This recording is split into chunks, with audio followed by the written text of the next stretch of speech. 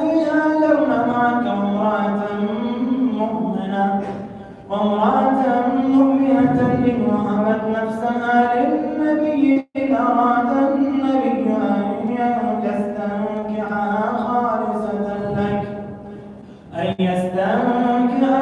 خالصة لك من المؤمنين.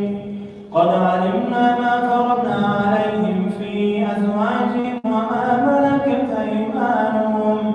وما ملكت أيمانهم لكي لا يكون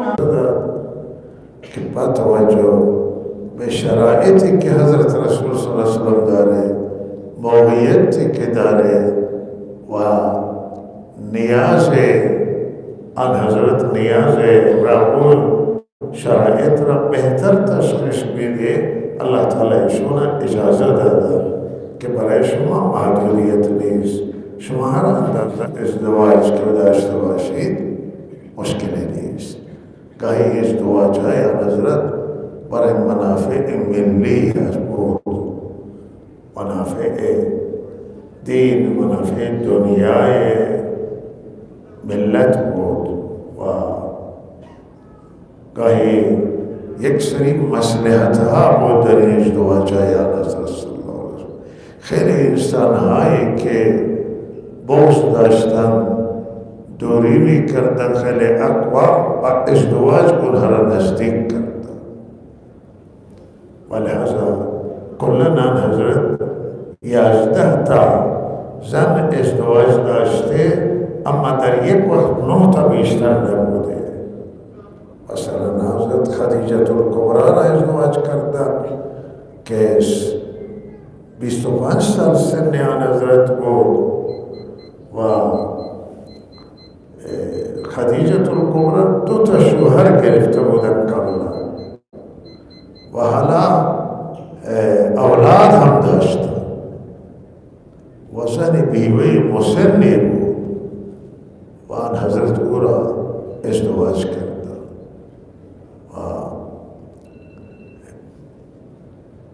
بعد در ازدواج او مصلحت دیدن آن حضرت صلی اللہ علیہ وسلم و آن حضرت مصلحت ها را نه، تا مصلحت شخصی خود را نه بلکه مصلحت جامعه و مصلحت کلی را در نظر میگیره.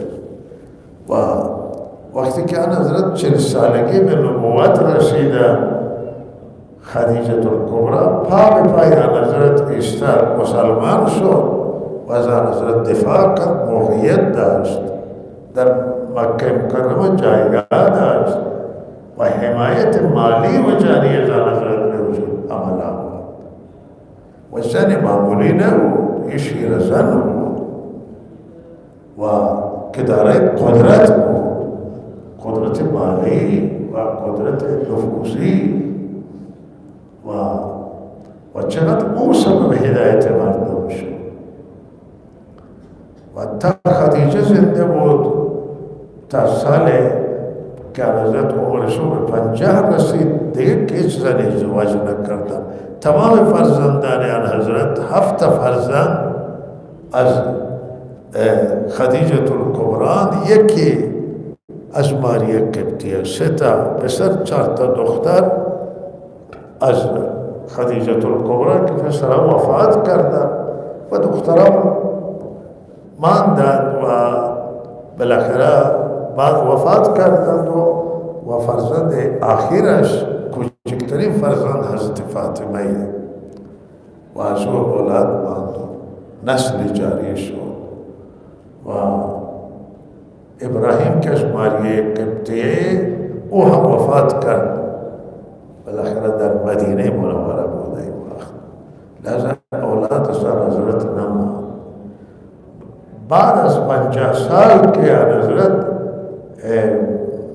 خدیجه الکبری وفات کرد، یعنی 25 سال حضرت زندگی کرده با خدیجه الکبری، از 25 سالگی تا 50 سالگی و بعد حضرت سوده را ازدواج کردن. مردم مشورت دادن که بچه‌اش رو کوچک کرد، بعضی نیاز دارن که زن اینها را سرپرست بکنه. حضرت سوده هم زن مسنی داره، سن بالا بود، حضرت او را ازدواج کرده که بچه ها را سرپرستی بکنه، زن مسن نمیتونه سرپرستی بکنه، با تجربه باشه. و بالاخره که بعد هجرت کردم، بعد از هجرت بقیه زنها را حضرت عایشه صدیقه را همه پیشنهاد حضرت ابوبکر ازدواج کرده و تنها دختری که ازدواج کردن حضرت عایشه صدیقه است.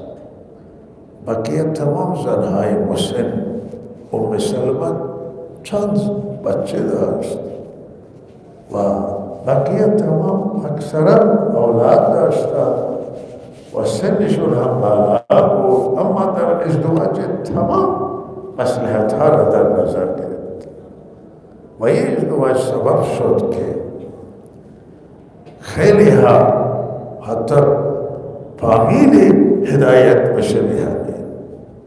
جویریه را که ازدواج کردن این جایگاه بزرگی در قوم داشت و فرزند رئیس قبیله بود و بالاخره او را اسیری بود و او را ازدواج کرد. صفیه هم اسیر جنگی بود که کنیز حساب میشن و کنیز جایگاه نداره اونطور، ولی او را حضرت صلی اللہ علیہ وسلم آزاد کرد و ازدواج کرد. او به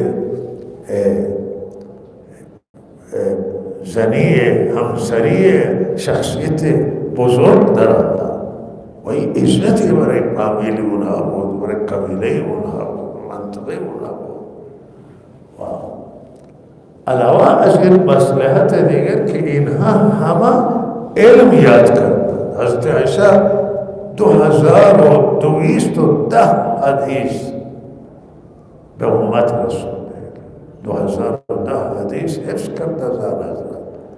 به 2010 حدیث آئی اگر دو سه صحابه هستن بیشتر نیستن که از حضرت عایشه بیشتر حدیث دارن از مردان و علم دنیای علم کسب کردن. حضرت ام سلمة 300 خورده حدیث، همینطور از واجه بطارت تمام این علم کسب کردن، جایگاه علمی داشتن. فتاوای ام سلمة بالاخره که جمعوری بشه یک کتابی کد میشه و فتاوای حضرت عایشه و این ازواج مطهرات تمام خانه های حضرت دستگاه بودن در واقع که مردم بودن دین یاد میگرفت و لحظه تمام روی مصلحت ها و الا برای حضرت موقعیت فراهم بود که همه دختر ازدواج کنه و نه زن باشه، ولی حضرت تمام این را که ازدواج کنه در اولاد، در سن و تمام مصلحت کار خود را در نظر میگیره، مصلحت مسلمانان را در نظر گیره، مصلحت این که این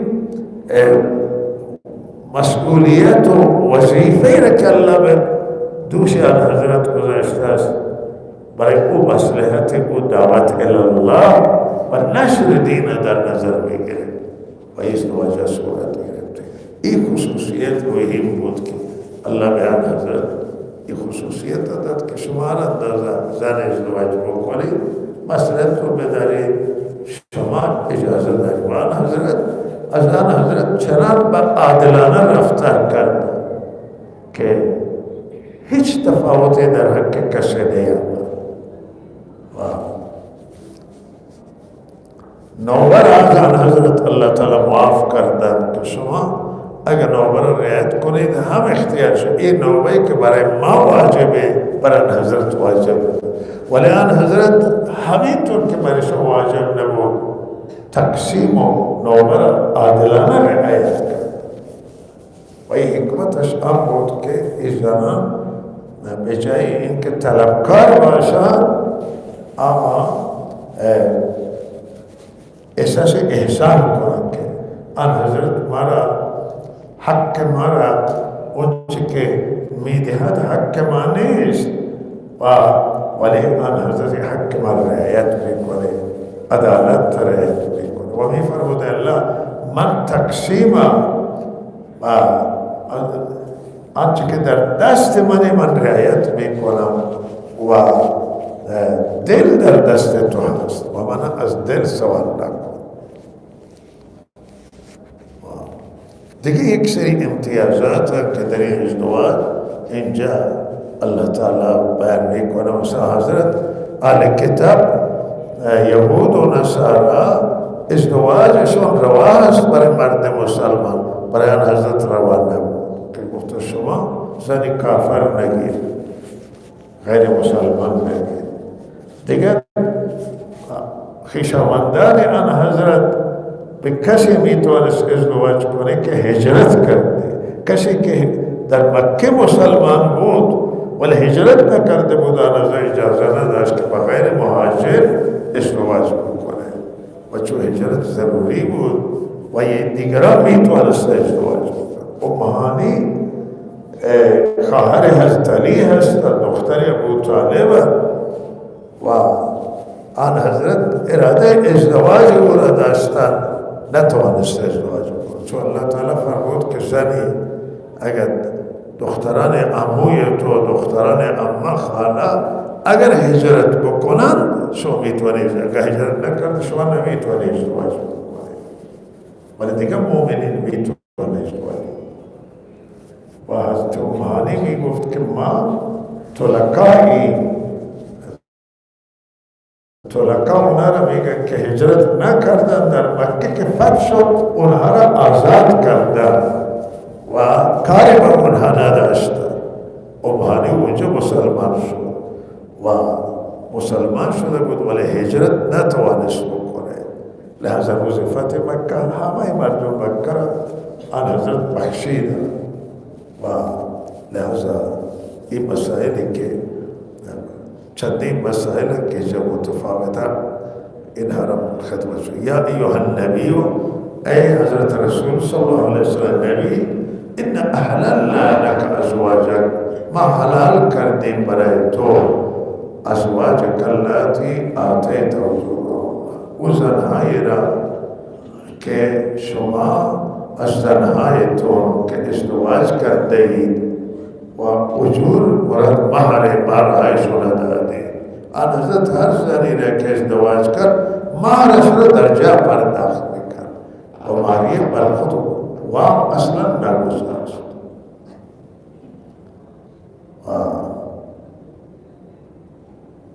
حبیبه را دختر ابو سفیان که بیوه شد در حبشه و شوهرش فوت کرد، آن حضرت پیامد داد، پادشاه حبشه او را برای آن حضرت ازدواج کرد، او را وکالت داد، او ازدواج کرد و مهریه اش را پادشاه حبشه پرداخت کرد. 400 خورده درهم و یا دینار بود دادا. بقیه آن حضرت هر کسی را ازدواج میکرد مهریهش را نقدی میداد. لحظه میفرمایند که شما ازدواج کردید و مهرش را دادید، لحظه اینها برای تو حلال هم. و زینب هم که دختر امه آن حضرت و زید را طلاق داد، آن حضرت ازدواج کرد از همین جرانی بود که هجرت کرده بود از مکه. این جمعیت و ما ملکت یمینو، این زنهای شما برای شما حلاله، اللہ تعالی این زنهای حلاله برای حضرت این جمعی شما و دیگر کسی برای شما حلاله که ملکت یمینو، مالکی دست راست شما برای او، یعنی او کنیزی که شما مالک هستید. از طریق جهاد اینها اسیر شدند و کنیز قرار گرفتند و اینها که در سهم شما می آیند اینها را میتوانید یا کنیزی را به بها بخرید، قیمت بخرید. او زمان کنیز بود، لہذا یہ ہم برای شما حلال ہے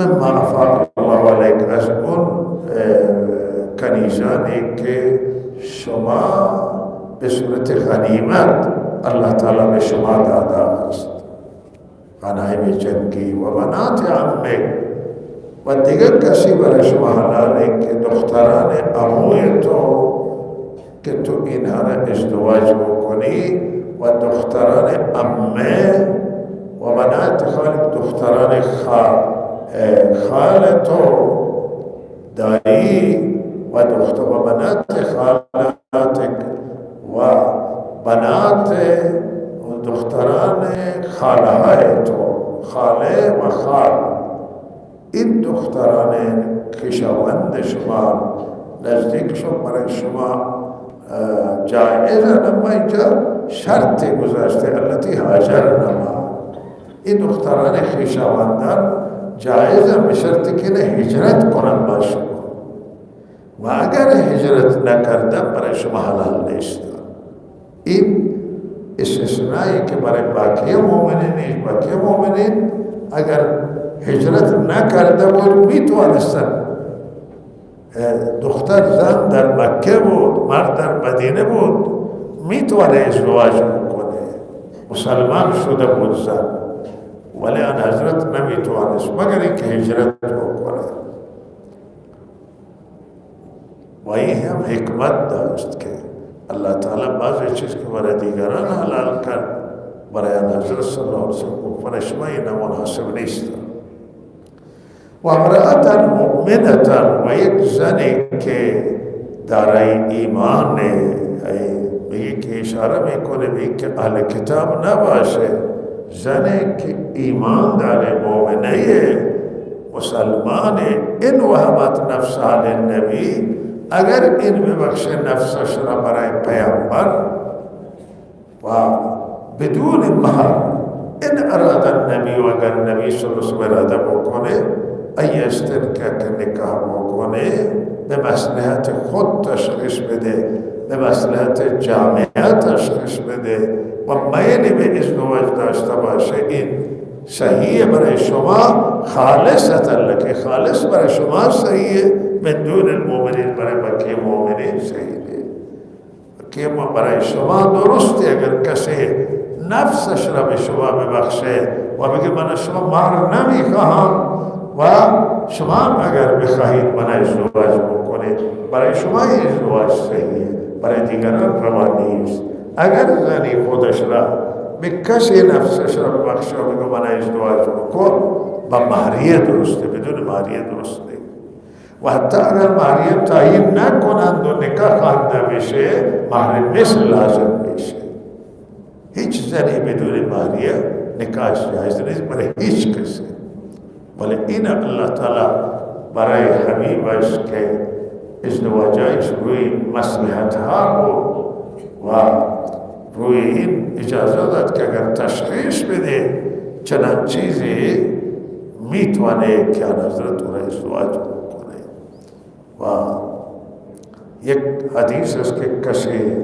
زنی خدمت آن حضرت آمد و گفت من با نفس خودم را به شما میبخشم اگر شما اراده ازدواج به من میل داشته باشه آن حضرت سکوت کرد چیزی جواب ندادن کس دیگری گفت که یا رسول الله اگر شما میل ازدواج ندارید من گفت که این دنبال ازدواج گفت که چه چیزی مهرش میدی اون زمانه مردم چیزی با همین چادری که من پوشیدم همین مهرش میدم گوی چادر که شما بدید بیشو خودت چه میپوشی تو چادر دیگه که نداری او مان تویست گفت که دیگه چه داری برو چیزی پیدا کن من به شما ازدواج بدم او بالاخره چیزی نداشت و حضرت فرمود قرآن بلدی و قرآن بلد هستم گفت برو همون قرآنی که بلدی تو را ازدواج دادم ولی باید که با قرآن یعنی این قرآن آموزش بده و قرآن تعلیمش بده و لحظه این یکی از تسهیلاتی بود که الله تعالی برای حبیبش قائل شد که ازدواجش برای منافع شخصی نبود، ازدواجش برای به دست آوردن دل شکستگان و آنانی که دورن و برای منافع ملی بود، برای مصلحت ملی آن ازدواج کرده. لہذا برای آن حضرت اجازه بود، برای کسر دیگر نبود. و آیا کسی را حضرت اینطوری که نفسش را ببخشه به آن حضرت بدون مرد ازدواج بکنه، آیا اینطوری اتفاق افتاده؟ ثبوت نداره که کسی را حضرت ازدواج کرده باشه. هر کسی را ازدواج کرده مهریه داده، خالصة لك من دون الله، خالص برای شما بغیر از مؤمنین. بعد میفرد قد علمنا ما فرضنا علیهم فی ازواجهم، بیشک ما میدانیم آنچه که ما فرض کردیم بر مؤمنین مردان در حق زنانشون. به سر همه مردان فرضی که مهریه بدن به زنان، ولو اینکه زن بگه من ازدواج کنم مهریه نمیخواهم، ولی مهریه باید مهریه داده بشه، مهریهش مشخص بشه. حالا مشخص که بشه بعد اگر ببخشه اشکالی نداره، ولی باید وقت ازدواج مهریه تعیین کنه و مهریه بگه، اگر نگه مهر مثل لازم میشه. و دیگه حق و حقوقی که اینجا بازه حق جلوتر باید میشه، حق هم زنان که ازدواج میکنن، حق کنیز که در ملک طرف باشه، همه این حق و حقوق دارن. و اللہ تعالی میفرماید که ما میدانیم که چه حق و حقوقی بر سر مردم فرض کردیم نسبت به زنانشون و ما ملکت ایمانهم و هم نسبت به کنیزانشون. و ما این حق و حقوق که سر شما معاف میکنیم لکی لا یکون علیک حرج، این برای آن است که حرج و تنگی در مسیر ازدواج، مسئله ازدواج سر شما نباشه. شما ازدواجایتون روی حکمت، روی اهداف، نه منافع شخصی، لحظه این تشکیلات الله به شما میده، ولی بقیه نه. حق و حقوق اینها بر سر اونها هست و اونها باید حقوق رعایت کنند. و کان الله غفور رحیم، و الله تعالی بخشاینده و مهربان. و لحظه این هر کسی را که حق و ادا بکنه و تلاش کنه برای حق و ادا کردن او، الله او را میامرزه، میبخشه اگر کوتاهی صورت بگیره. ترجی من تشاء منهن و تؤوی الیک من تشاء. اینجا همین مسئله الله بیان میکنه که شما هر زنی را خواستید از ازواج مطهراتتون که شما از خود دور بگردانید به خاطر شرایط سنیشون، شما اونا را از خود دور بگردانید. شما یعنی نوبه اونها را به نوبه ندید، هم شما اختیار دارید. و هر کسی را که میخواهید نوبه بدید، هم شما اختیار دارید. و اگر کسی را شما نوبه ندادید و بعد خواسته بدید، هم اختیار دارید. اینجا نوبه را از سر آن حضرت برداشت، در حالی که بر سر امت و همه مردم این نوبه لازمه. شب باشی، یک شب خانه یا دو شب اینجا دو شب اونجا، تقسیمات شبها ضروری، ولی این آن حضرت الله تعالی برداشت.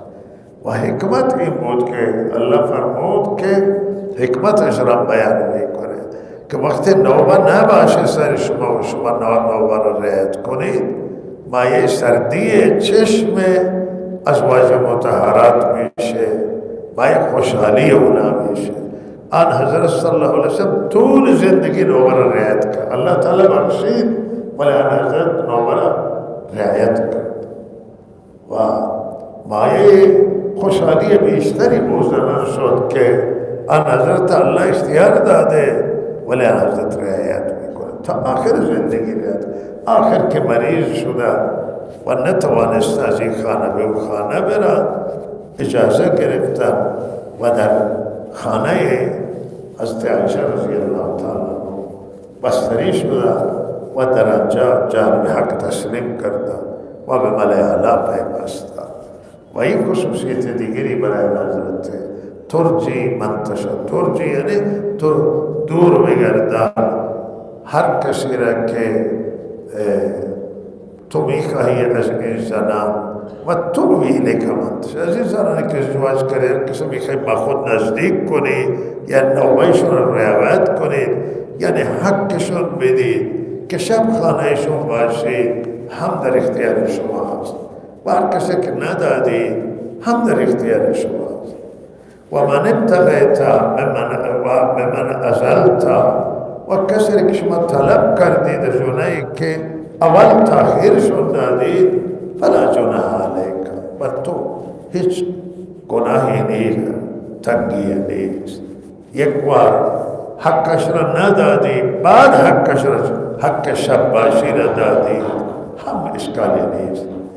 و این اختیاراتی که اللہ تعالی نوبره از سر آن حضرت برداشت، ولی آن حضرت از خود سر خود برداشت تا آخر رعایت کرد.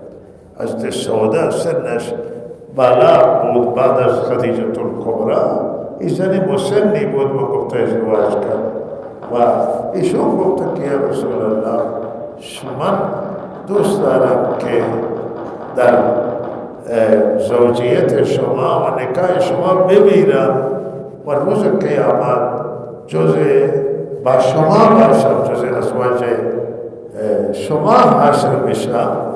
و من پیرم، من نیاز به نوبه ندارم و نوبه خود را به حضرت عایشه بخشید و بقیه زنان تا آخر آن حضرت صلی الله علیه وسلم نوبه همه را رعایت کردن. و ذالک ادنا ان که این میگه نزدیکتری به این که زنها چشمهایشون را روشن کنند و چشمشون روشن بشه و یعنی خوشحال بشه که نه خوشحالیه. ولا یحزن، ایزن غم نکنند. و یرزین بما آتیتهن کل، و راضی باشن به آنچه که تو به این حمیدی، راضی باشن به آنچه که اون حمیدی، نوبهشون را رعایت میکنی و خود را بدهکار احسانات تو بدانا. والله یعلم ما فی قلوبکم، اللہ میدانے آنچه که توی دلهای شما میگذره. اللہ عالمه به دلهای شما و کسی توی دلش این وسوسه نکنه که نوبره چرا اللہ تعالی از سر آن حضرت برداشت و از سر ما برداشت. اللہ تعالی تمامی کارهایش روی حکمت و حکمت اینجا مد نظر داره اللہ تعالی و نوبره از آن حضرت برداشت، ولی تو آخر لحظه رعایت کردن نوبره، حق و حقوق هیچ کسی را ضایع نکردن. ولی اگر این نوبره از ما اللہ تعالی برداره، ما نمیتونی حق و رعایت کنی. و همونطور که اللہ بر نداشته و نوبره واجب قرار داده، ده ها نفر و صده ها نفر این حق و رعایت نمی کنن. مانا اگر بر میداشت کرد، ولی آن حضرت تا آخر لحظه حق کسی را ضایع نکردن. این تفاوتش اینه. و میفرمان اللہ میدانه اونچه که توی دلهای شماست که دلهای تو چه خیالاتی می آید.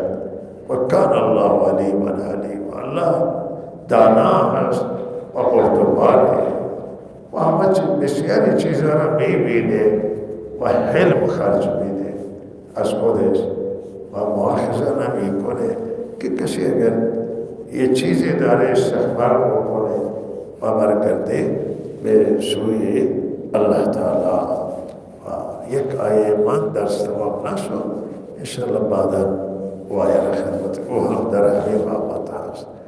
و یک اعلی هم یک اعتراض مثلا بعضی میکنن که حضرت خیلی غربی ها دیگران که حضرت ای همه زنها را ازدواج کرد. 9 تا زن یک و کل جمعا 11 تا زن ازدواج کرده و این کار پاکان را قیاس از خود مگیر، گرچه باشد در نوشتن شیر.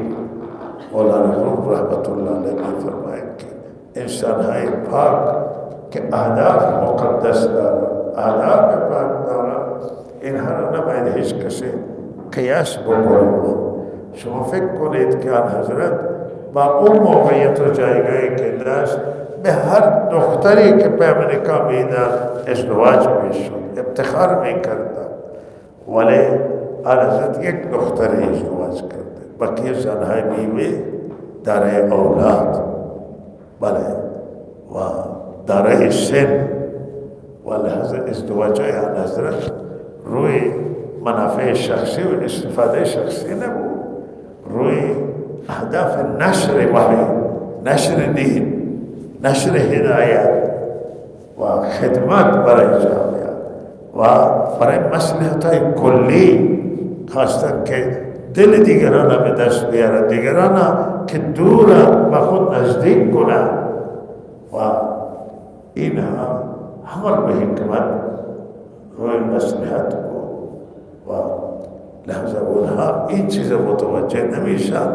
و این فکر نمی کنن، ولی همین اندازه فکر کنن که آن حضرت 25 سالگی زنی که 2 شوهر گرفته اولاد داره اون ازدواج میکنه، پس این کدوم انسان مجرده که بر یک زنی که 2 زن بیوره کسی نمیگیره و با این زنی که اولاد داره 2 شوهر گرفته و اونها یا مردن و رفتن یا جدا شده و لحظه آن حضرت او را ازدواج میکنه. بعد اون که میره سوده را ازدواج میکنه که زن مسن نیست و بقیه زنها میرد. همه اینها روی مصلحت های جامعه، مصلحت های دین و دنیای مردم، مصلحت های کلیه و اینهایی که اعتراض میکنن این نمیفهمن، حکمت ها را نمیدانن و این احکام که اینجا اللہ تعالی بعضی چیزا را اختصاص داده هم برای حضرت روی تمام حکمت هایی که بعضی از حکمت ها من توانستم خدمتشون بیان بکنم و تمام کارهای اللہ تعالی روی حکمت بود و حکیمانه بود و از این زنها بسیاری آرزو داشتن، زنهای بی سرپرست و زنهای بیوه دارای اولاد و ایتام که اینها را کسی گیر بیاد که ازدواج بکنه. زنهای بیوه معمولا آرزو دارند که شوهر مناسب گیر بیاید که سرپرست خود اونها زن نیاز بسرد بچه باشه و اونها را خاتم النبیین رحمت للعالمین و صاحب آخری پیامبر اونها را ازدواج بکنه. این چیزیست که به نصیب این نصیب به هر کس نمیرسه. این زنها خودش افتخار میکرد، اینها شده مهربانتر به این زنها که اعتراض میکنه که این زنها را چرا آن حضرت گرفتی. این زنها افتخار کردن به ازدواج آن حضرت صلی اللہ علیہ وسلم و آن حضرت موقعیت داشت که این موقعیت کس دیگر نداشته است. و صلی اللہ علیہ سیدنا محمد و آله و صحبه.